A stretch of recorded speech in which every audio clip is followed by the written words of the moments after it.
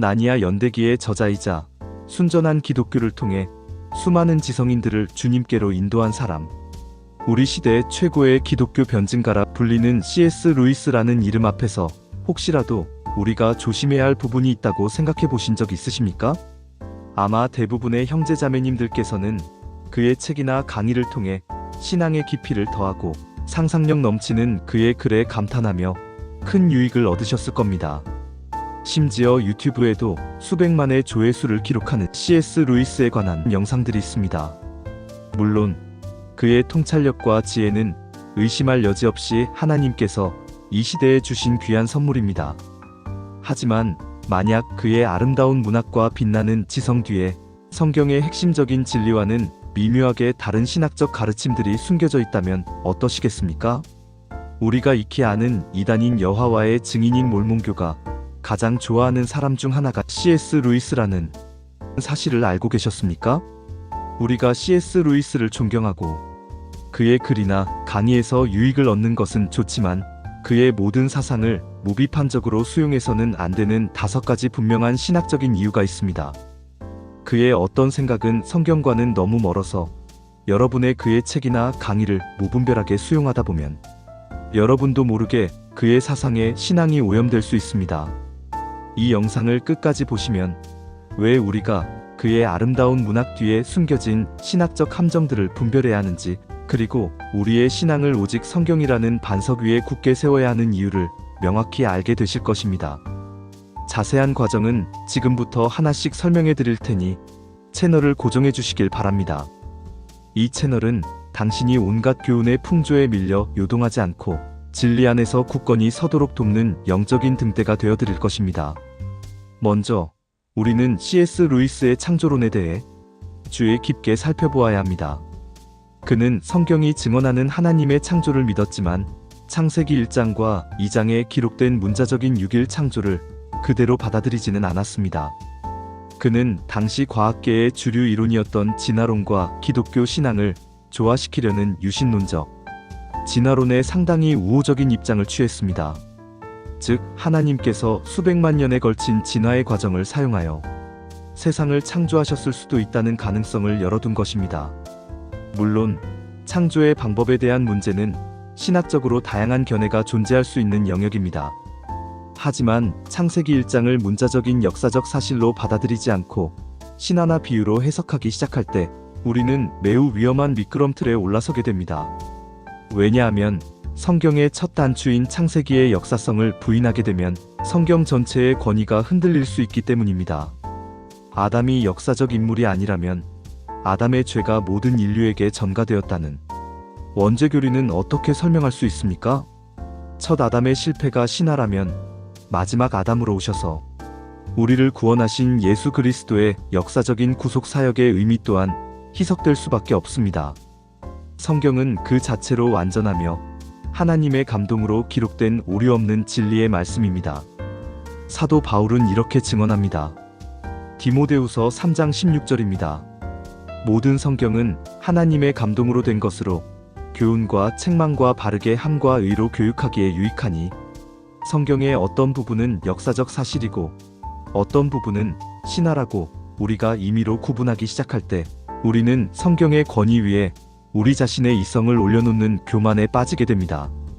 C.S. 루이스의 위대한 통찰력에도 불구하고 그의 창조에 대한 견해는 성경의 문자적 권위와 모호성을 약화시킬 수 있는 잠재적인 위험을 내포하고 있습니다.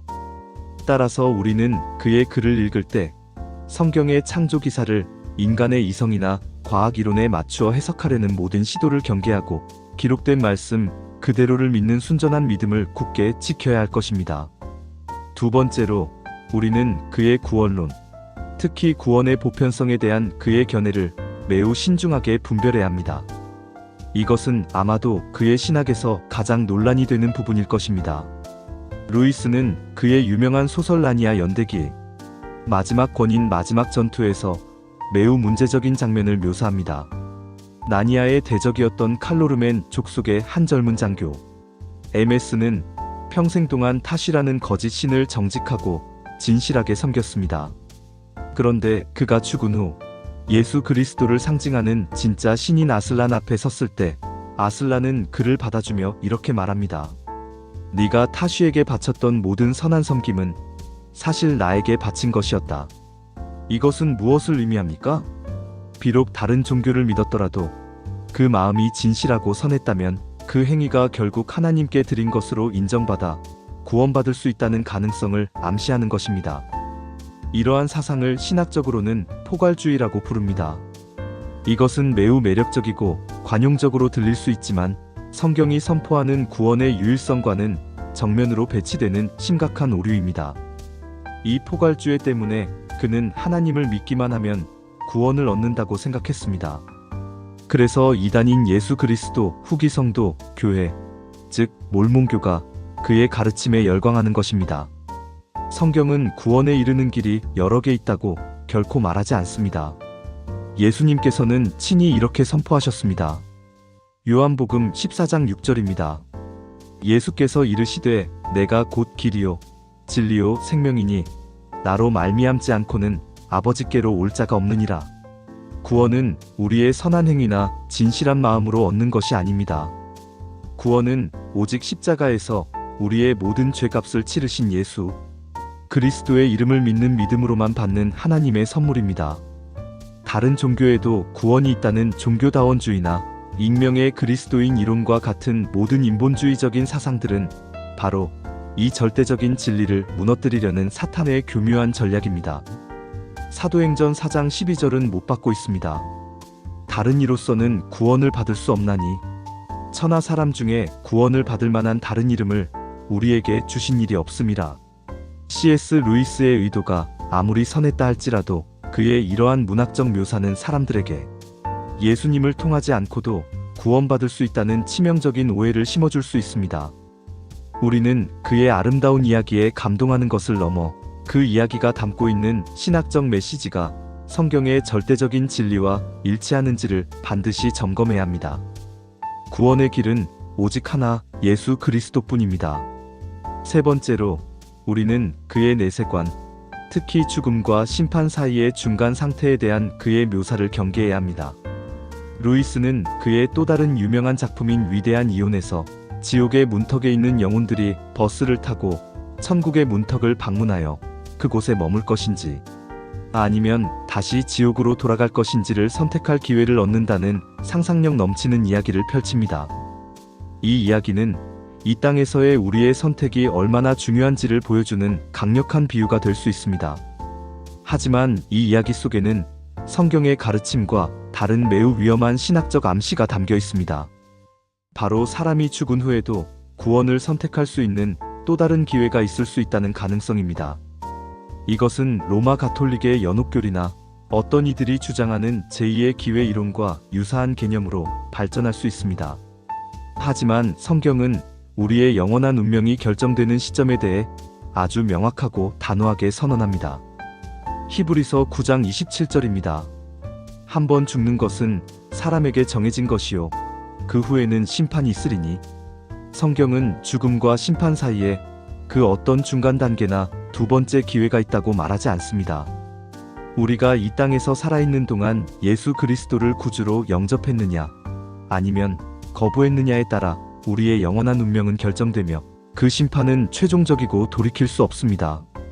부자와 나사로의 비유에서 지옥에 떨어진 부자가 아브라함에게 고통을 덜어달라고 간청했을 때 아브라함은 너희와 우리 사이에 큰 구렁텅이가 놓여 있어 여기서 너희에게 건너가고자 하되 갈 수 없고 거기서 우리에게 건너올 수도 없게 하였느니라 라고 누가복음 16장 26절에서 분명히 말했습니다. 죽음 이후에는 천국과 지옥 사이를 오갈 수 있는 그 어떤 길도 존재하지 않습니다. C.S. 루이스의 위대한 이혼은 우리에게 회개의 중요성을 일깨워주는 문학적 장치일 수는 있으나 만약 우리가 이 이야기를 통해 죽은 후에도 기회가 있겠지라는 막연한 희망을 품게 된다면 그것은 이 땅에서 복음을 전해야 할 시급성과 절박함을 잃게 만드는 치명적인 독이 될 수 있습니다. 복음의 문은 오직 우리가 살아 숨쉬는 지금 이 순간에만 열려 있습니다. 죽음 이후에는 오직 심판만이 있을 뿐입니다. 네 번째로, 우리는 그의 속죄론, 즉 그리스도의 십자가, 죽음의 효력에 대한 그의 관점을 분별할 필요가 있습니다. 루이스는 분명히 예수 그리스도의 대속적인 죽음을 믿고 가르쳤습니다. 그는 나니아 연대기에서 아슬란이 에드먼드의 죄를 대신하여 죽는 장면을 통해 십자가의 대속의 원리를 감동적으로 묘사했습니다. 이 점에 있어서 그는 의심할 여지 없이 복음적인 신학자입니다. 하지만 그의 속죄론은 그 범위에 있어서 모든 사람을 위해 죽으셨다는 보편 속죄론의 입장을 취합니다. 즉, 그리스도의 죽음은 인류 전체의 죄를 덮기에 충분하며 구원의 가능성을 모든 사람에게 열어주셨다는 것입니다. 이것은 많은 복음주의자들이 공유하는 입장이기도 합니다. 하지만 성경의 또 다른 중요한 가르침인 하나님의 주권적인 선택과 제한 속죄론의 관점에서 볼 때 우리는 그의 견해를 좀 더 신중하게 살펴볼 필요가 있습니다. 제한 속죄론이란 그리스도의 십자가 죽음이 단순히 모든 사람에게 구원의 가능성을 열어준 것이 아니라 하나님께서 창세전에 택하신 당신의 백성들의 죄값을 실제로 그리고 완전하게 지불하신 목적이 분명하고 효력이 확실한 속죄였다는 가르침입니다. 그리스도의 죽음은 실패할 가능성이 있는 불완전한 시도가 아니라 택하신 자들을 반드시 구원하시는 완전한 승리였다는 것입니다. 예수님께서는 요한복음 10장에서 자신을 선한 목자로 비유하시며 이렇게 말씀하셨습니다.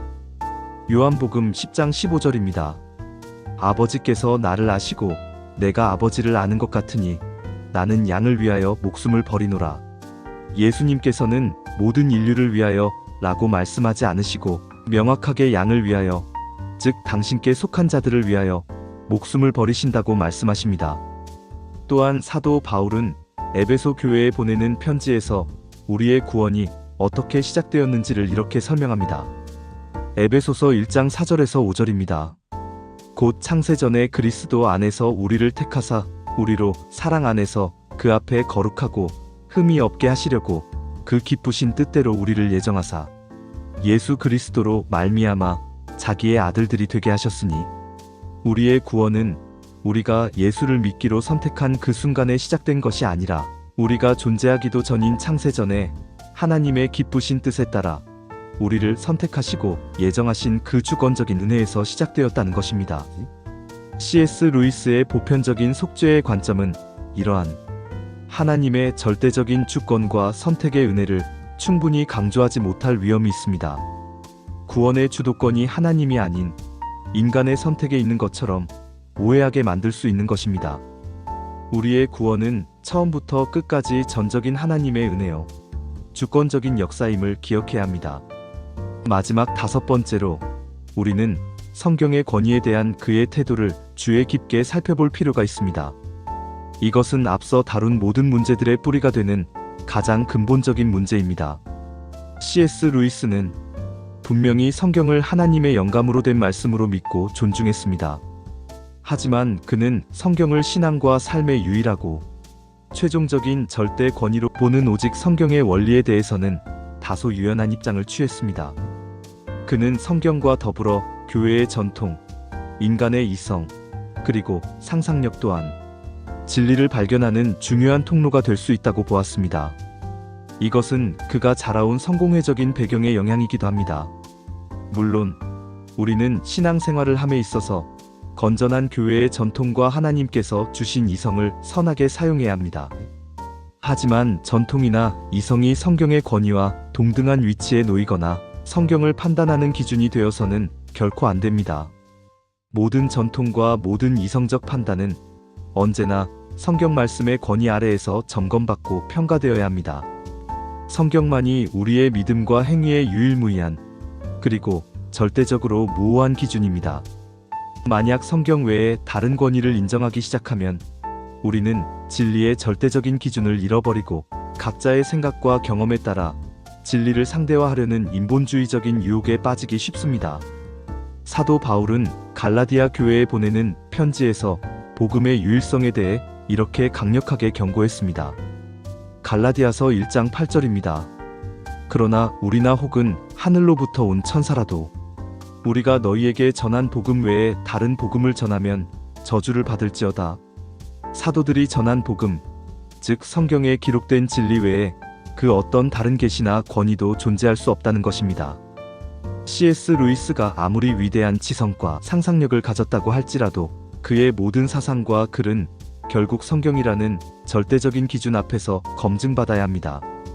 그의 글이 우리에게 주는 유익은 감사함으로 취하되 그의 사상이 성경의 명백한 가르침과 다르거나 그것을 넘어설 때는 우리는 과감하게 루이스가 아닌 성경을 선택해야 합니다.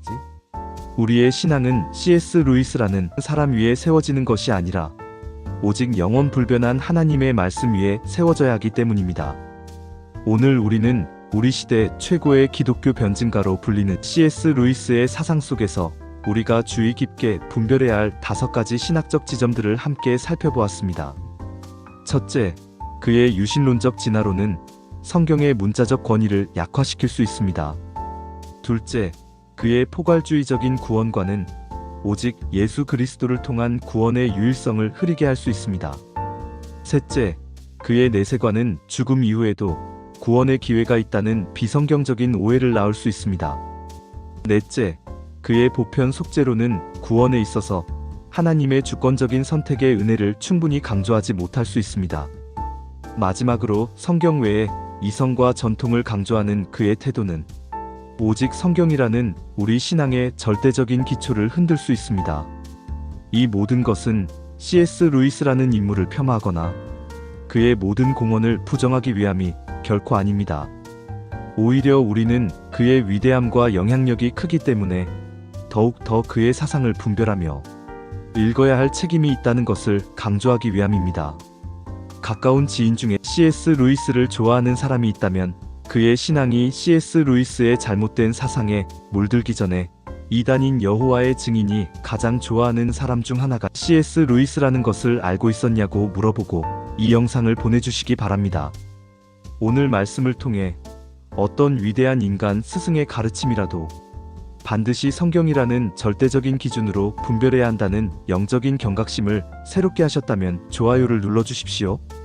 그리고 C.S. 루이스의 책을 읽으며 형제자매 여러분께서 느끼셨던 신학적인 고민이 있었다면 댓글로 함께 나누며 더욱 풍성한 지혜를 구하는 장이 되기를 바랍니다. 또 뵙겠습니다.